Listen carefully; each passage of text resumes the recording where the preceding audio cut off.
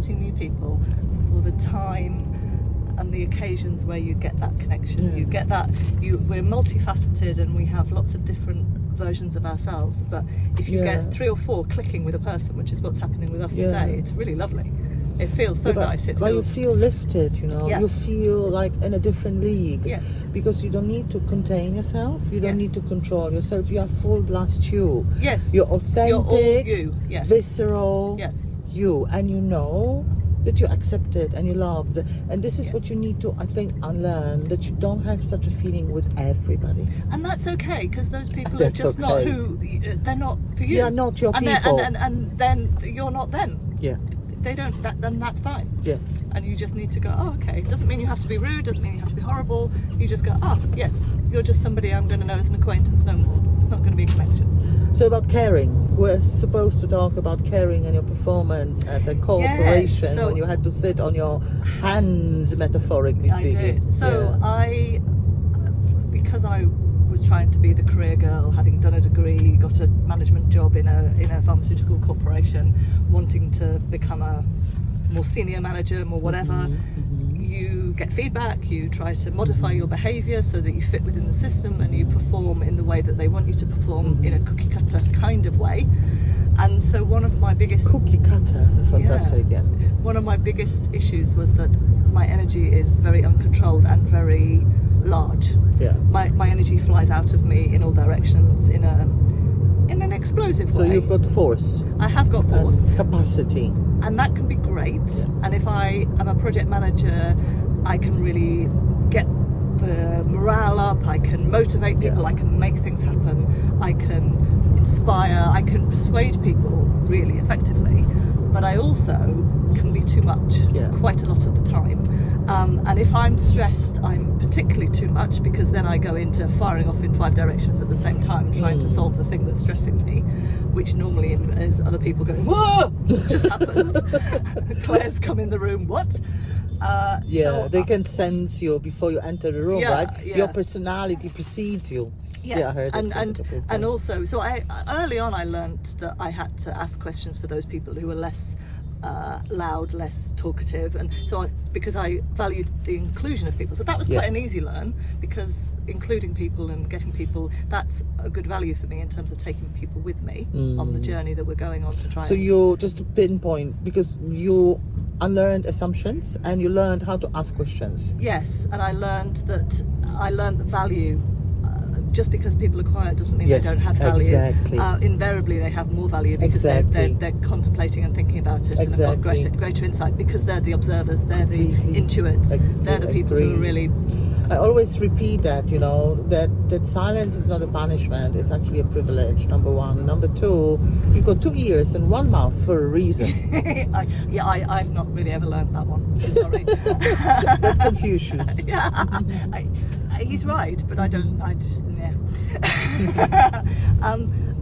but the bit that was the real insight for me was in the last 3 months, when I handed my resignation in and I was stopping work and I was getting out of the rat race, out of the corporate life, and I was going to basically just become a creative and do what I wanted. Big C creative, and just follow my passions. I had a list as long as my arm, or a big mind map as big as an A1 sheet of paper of all these things I wanted to try and learn and see where it took me. Not enough time even, right? Yeah, absolutely. But when I handed my notice in, I suddenly became a really good leader and a really good manager, because I no longer cared about the product. I mean, I cared about the people. I wanted them to do well when I wasn't there. I wanted them to continue to succeed in their jobs and in their careers and in their lives. More important, their lives, actually. But I didn't care. I had no vested interest in the end of the project, because I wasn't going to be around for the end of the project. Vested interest. And because I didn't have a vested interest, I could sit more quietly.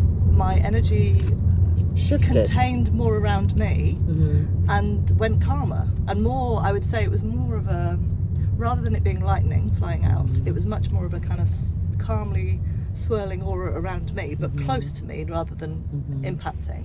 And it enabled me to really just look at everything about what 1 or 2 questions can I ask, or what 1 or 2 things can I prompt to help the individuals in the room see things in a slightly different way, different perspective, to consider something they maybe haven't, and they're being a bit blinkered or missing. And so I completely changed, and I really regret that I didn't learn that, because if I'd learned that 20 years ago, oh my God, I'd have been an amazing leader and manager, and I'd have enabled people so much more, rather than corralling, encouraging, forcing, all of those things. They were all quite strong doing words, rather than enabling and supporting others. I never thought I wasn't enabling and supporting. Trust, a little bit, right? Yeah. Comes with trust. I think I did always trust them, and I was happy to delegate and things like that. But I was always putting a lot of my energy as a driving force into the thing, whatever. Even if it was just my department was doing something, not me. And then you started just let them. Yeah. And then at the end, create space for people to show what potential they actually have. I think I didn't it's more subtle than that. So I was enabling and able to do a lot of the allowing people the potential and encouraging and supporting them and helping them develop. But I didn't trust myself not to be an active energy input to that process that they were going through.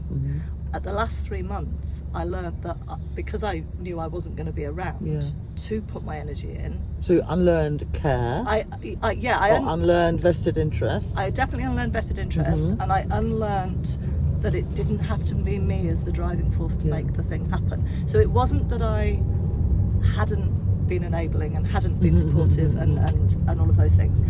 I had, but I'd done it with my energy going in as well as their energy. Exactly. And there's a subtle but really important difference. And I think the bit I love about it, I once had to do a team building thing, and we had to come up with like a little phrase that represented who we were. And I can't remember exactly, I won't get it completely right because I haven't said it for a lot of years, but it actually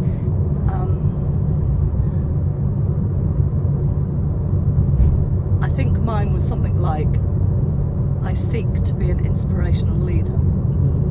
Something like that. And what it was trying to sum up, and I still think that's still quite true, I love inspiring other people by interaction, whatever the interaction might be, by encouraging them to be a bit more daring with their clothes colour choice or whatever, be a little bit more daring with trusting themselves that they've got a creativity even though they think they haven't, because everybody has, we just haven't allowed it to come out and flower. And the leader is it was probably more aspirational, that I know I don't need to do it, but I didn't really trust myself until the very end. And so that was kind of interesting. I have one observation here, if I may, because I'm a teacher, right? An educator, so I teach. Yes. But I changed, like, I think 15 years ago, instead of saying I teach. And that's what I'm saying. I don't want to be a verb for my students anymore. I want to be an adjective. I now say I create education opportunity for my students to learn. Oh, that's good. And then when you say that you want to inspire people, well, I'm translating it into my area. I know, and I can give lots of examples how much I actually learned from my students. So when you are saying that you're inspiring people, aren't you also inspired by people at the same time? Yes. Because it is a kind of a two-way and path, so right? one of the things that's really powerful is you give out a little bit of yourself. Yes. And you get it back in space. Yes, exactly. And that's and this is also an unlearning thing, because you have basically said, I wish I had learned that before, but maybe this experience, and what I want to point out here for our listeners, that learning and unlearning happens out of the classroom without a course book. And this is just an intentional observation and self-awareness. And this that I'm sharing with you now is because I've had time to reflect away from